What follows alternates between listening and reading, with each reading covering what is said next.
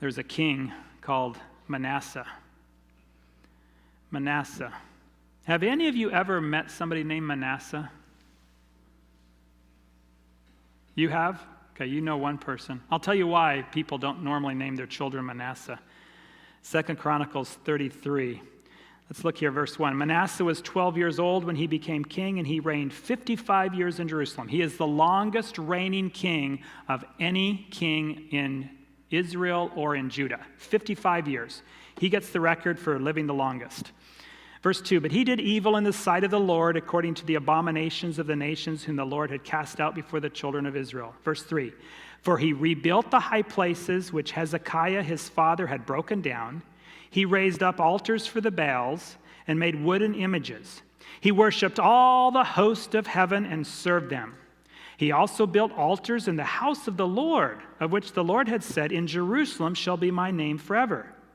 And he built altars for all the host of heaven in the two courts of the house of the Lord.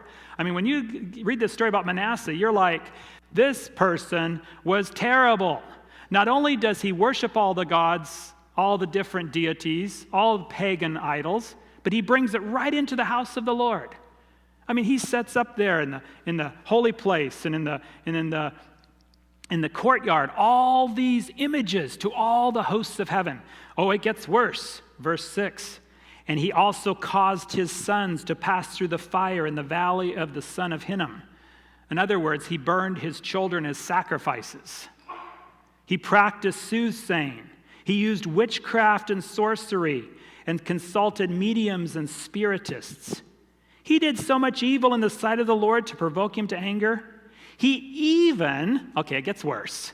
He even set a carved image, the idol which he had made in the house of God, of which God had said to David and to Solomon his son, in this house and in Jerusalem, which I have chosen out of all the tribes of Israel, I will put my name forever.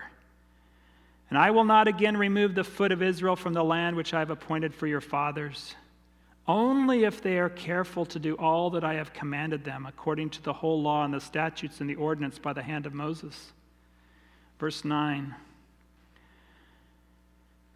So Manasseh seduced Judah and the inhabitants of Jerusalem to do more evil than the nations whom the Lord had destroyed before the children of Israel.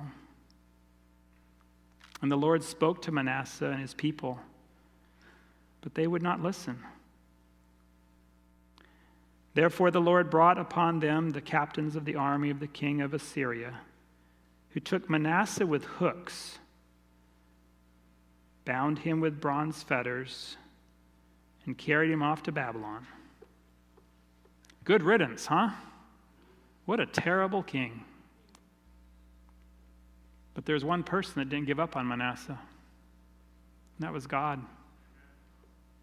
Verse 12, now when he was in affliction, he implored the Lord his God and humbled himself greatly before the God of his fathers. Verse 13, and what's that next word? Prayed. He's bound. One translation says he's bound with a hook in his nose. If you want to keep a prisoner where he's supposed to be, yes, you can handcuff them and shackle them, but if you stick a hook in their nose, they're not going to go very far. He's not going anywhere. But here's Manasseh, the most wicked king, according to the Bible, that Judah ever had. And he is there in a captivity in Babylon with a hook in his nose. And what does he do? He prays. And look what it says. Verse 13, and prayed to him, and he received his entreaty, heard his supplication, and brought him back to Jerusalem into his kingdom. Then Manasseh knew that the Lord was God. Some of you here have done some bad things in 2024. Some of you here are doing some bad things right now in 2025. But friends, if you start praying, God will help you overcome those sins. He'll help you to overcome those addictions. And he can restore you. He can restore you to what you had before. If God can do it for Manasseh, God can do it for you. Some people are like, whoa, there's some good kings and they only reigned for a few years. And then you have Manasseh and he reigned for 55 years. That just shows you that we have a God that says, no, don't take his life. Let me work with him a little bit more. Let me work with him a little bit more. I know we're getting into overtime here, but let me work with him a little bit more. And finally Manasseh comes to his senses with a hook in his nose and he prays and he turns back to God. Prayer works, my friends. I want you to say this all together with me, okay? All together. Seek the Lord while he may be found. Call on him while he is near.